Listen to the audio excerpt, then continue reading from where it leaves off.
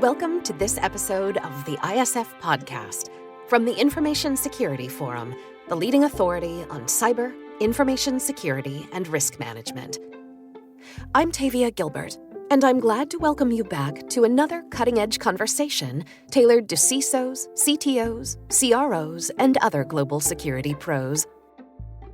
In every episode of ISF's media, Managing Director Steve Durbin speaks with rule breakers, collaborators, culture builders, and business creatives who manage their enterprises with vision, transparency, authenticity, and integrity.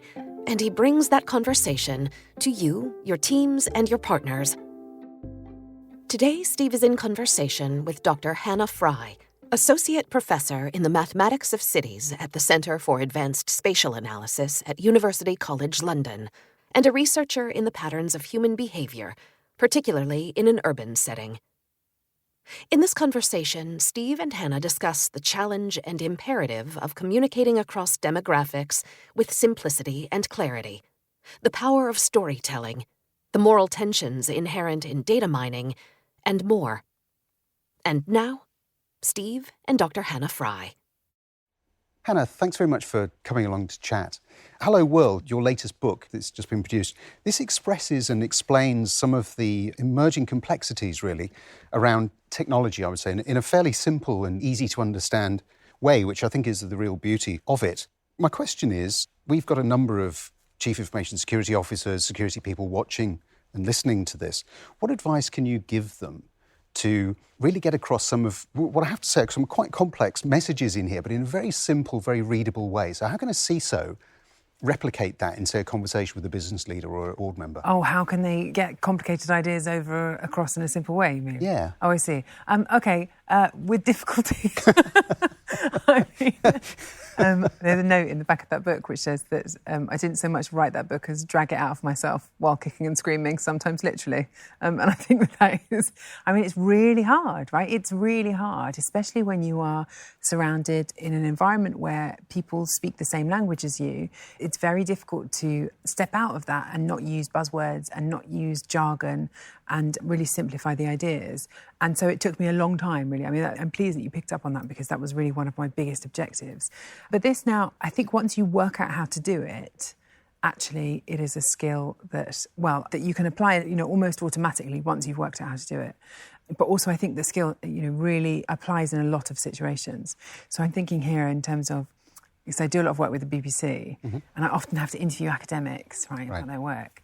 And within about 20 seconds of them talking whether they are able to do it or not. And I think really ultimately the real tip is that you just have to imagine that you are actually speaking to a 5-year-old.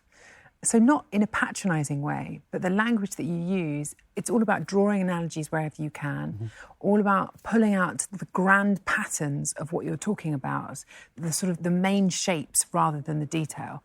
But beyond that, I think ultimately it's just about practising. I think the thing that struck me was that you were telling a story and you had lots of different vignettes within it. So stories within stories, but ultimately you're telling a story, and that really is the art, isn't it? Oh yeah, it's all about the hook. All about the hook.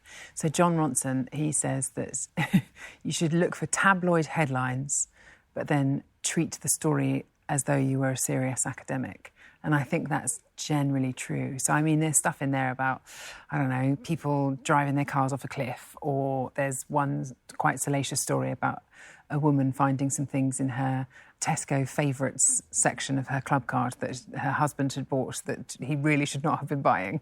There's quite a lot of sort of very salacious stories, if you like, in there. But you're right. As humans, we are naturally inclined towards storytelling. And I think if you can make your point in a story, and then once you have someone's attention, that is when you hit them with what you actually want them to know. Show them rather than tell them. Show them first and then tell them afterwards. One of the stories that you go into in here is, of course, the one around Cambridge Analytica, which everyone is probably familiar with. Do you have concerns about the way that data obviously was used in that instance, but is still being used today? Yes. Yes, but but depressingly, I'm almost giving up. I think if people were aware of just how far things have gone in terms of our data, just how much is known about us, just how much is inferred about us.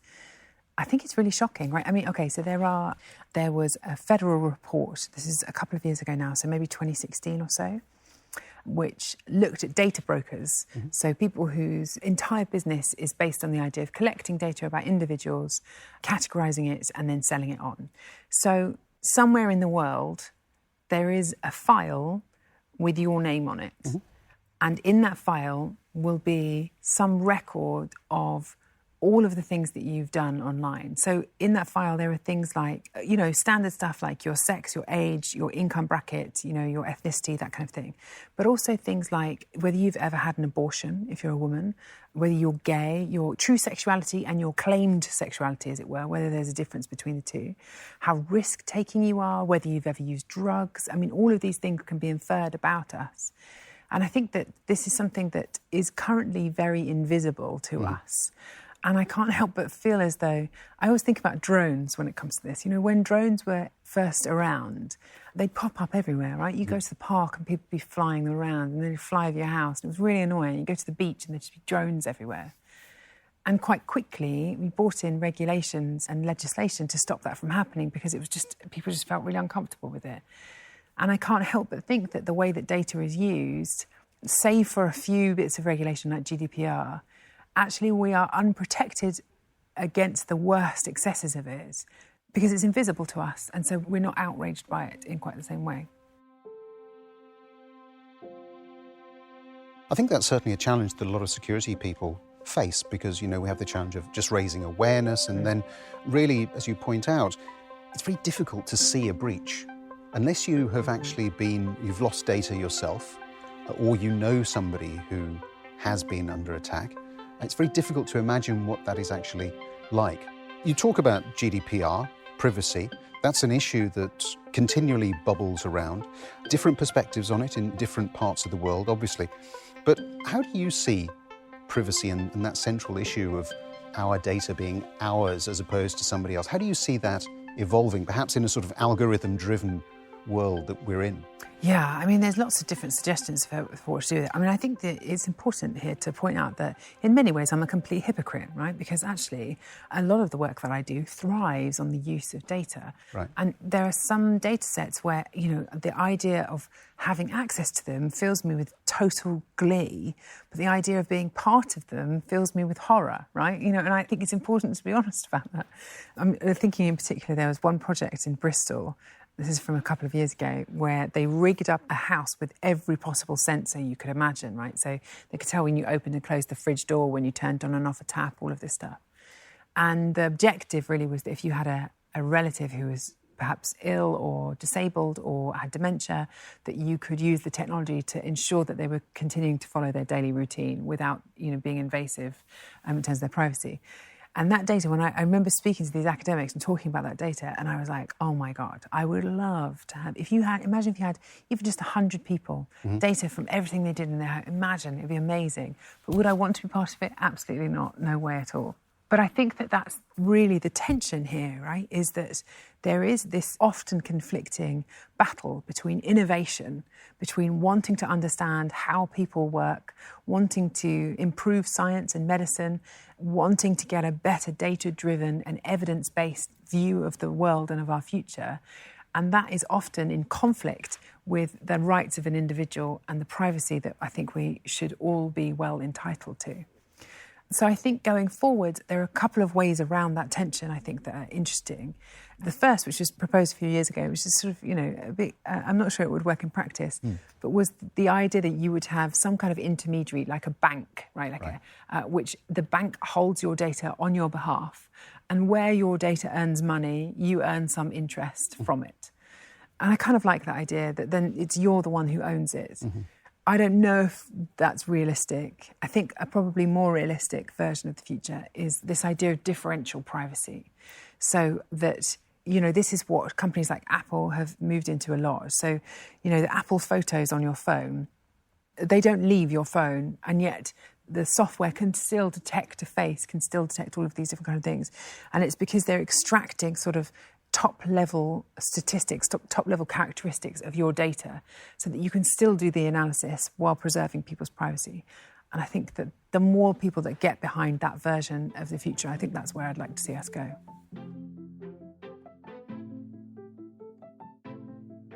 Well, one of the other concerns that I certainly have, just building on that, is around the manipulation of data. And at the ISF, we produce a Threat Horizon report every year where we talk about different threats. And in one of our more recent ones, we talked about the threat associated with fake news, and more recently we highlighted the problem of deepfakes.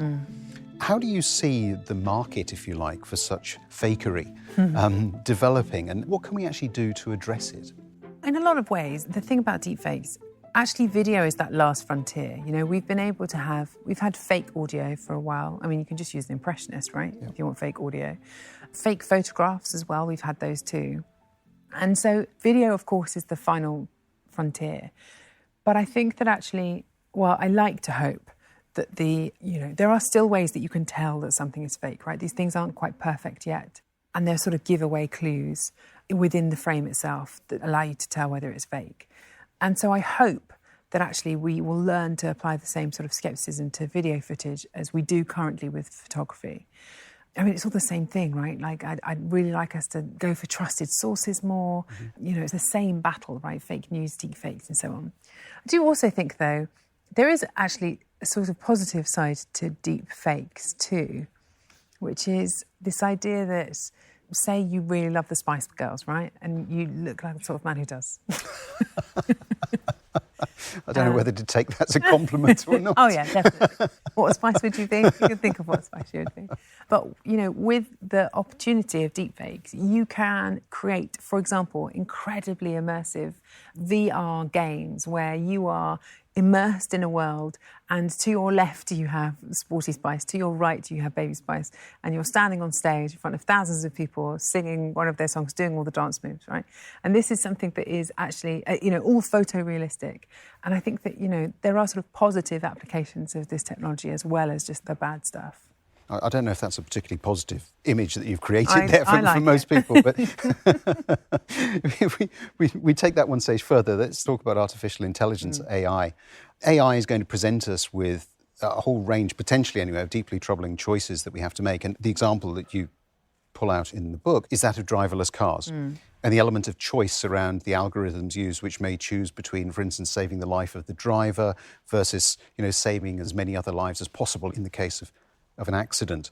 That's a huge human dilemma, isn't it? How are we going to be able to deal with such choices in the future? Well, it's a big one, isn't it? Okay, so I should tell you that there's a really interesting study. I think I wrote about this in my book. I don't know if it made the cut in the end, but there's a really interesting... Some people did a questionnaire where they said to a whole host of individuals, what do you think a car should do? Kill the people on board or kill the people in the street? And everyone said it should kill the fewest number of people. So it should kill the person in the car. So I was like, OK, fine, right. We know that that's what the future should hold. And then a follow-up question was, would you buy a car that killed the driver in a situation like that? And everyone was like, absolutely no. No way. Definitely wouldn't. No way whatsoever. And so I sort of think in a lot of ways, these questions, these big questions, are going to be driven by the economics of the situation rather than necessarily... I'd like there to be a panel of people discussing the ethics of these different things. But I think that up until now, we haven't really seen that. We've had the economics driving the direction as we go ahead. I should tell you actually that thing you're describing there is known as the trolley problem. And it was devised, I think, in the 1970s. And the whole point of it was to demonstrate that sometimes you are faced with an impossible problem, a problem that doesn't have an easy answer. And I think the whole thing about artificial intelligence and, machine learning in general is that these are machines that look for straightforward, clear and simple answers. And inevitably you're going to find a problem where you try and put that in a situation of where ethics is a real concern and where actually there isn't a right answer to be had. And I think some people would say we're starting to see some of that at the moment in the way that the pandemic is being handled. We hear so often that politicians are following the science, they're following the data, but actually it's the interpretation of the data where the real value lies, right? It's not just in the data per se, that's just an input into it, and we have to consider a whole range of other things, as in the example you've just been quoting there. So how do we ensure that we can try to get this balance between vast amounts of information that we do have to sift through, where AI can certainly help, machine learning can certainly help, mathematicians can certainly help. Thanks. And also balance it up, though, with some of these human choices that we inevitably are going to have to make. Oh, it's incredibly difficult. I mean, I think actually that point that you made a moment ago about following the science, I think that is ultimately the real key here. Because I would say it's not possible to follow the science. I would say it's not possible to have data decide the answers for you. I would say that it's not possible to have machine learning or artificial intelligence to dictate what path we should follow. All of those things, all that they can do is to lay out potential trajectories of the future. And it has to be a human at the top of it all who understands context, who understands nuance, who chooses the path ahead to follow. I think that that's one thing I've really noticed this year, is that there is this fundamental misunderstanding of what science is for, if you like, that neglects the incredibly important role of creating a partnership between humans and machines, rather than thinking of one as a replacement for the other. Hannah Fry, thank you very much indeed. Thank you. Thank you for joining us for this conversation with Dr. Fry, who leaves us on that closing note, a reminder that data and technology can be powerful tools for human good, as long as human decision-making and humanity are at their heart. In our next episode, Steve speaks with Brigid Schulte, the New York Times best-selling author of Overwhelmed, Work, Love, and Play When No One Has the Time, the founding director of the Good Life Initiative and the director of the Better Life Lab. Steve and Brigid discuss the powerful opportunities for remeasuring values, opportunities that have revealed themselves during the disruption of the global workplace. Here's a preview of that conversation with Brigid Schulte. This is a time to think beyond the balance sheet. And the intangibles are actually, the sort of the soft things are the most important things right now. Health and well-being, communication, all those soft skills that don't necessarily show up in those profit and loss statements. And yet, those are the things that will have an enormous impact on your productivity, on your culture, and on whether you're going to not only weather this crisis, but move beyond it and thrive. We look forward to bringing you the full interview. In the meantime, we invite you to tune into our catalog of video and podcast episodes, all of which you can find at securityforum.org. If you feel like today's conversation was of value, you can subscribe to the audio feed wherever you get your podcasts, and we'd be so grateful if you'd recommend us. Growing our subscriber numbers helps us reach new audiences and helps us continue to bring you these timely discussions. You can always join in the conversation on our LinkedIn page at linkedin.com/company/information-security-forum, or get in touch directly through our website, where you can also download ISF's research, practical tools, and guidance related to discussions like these. The ISF podcast is produced by Talkbox and Tavia Gilbert. Music by Alexander Filipiak. Assistant producer, Katie Flood. Mix and master by Brian Barney. Thanks for listening.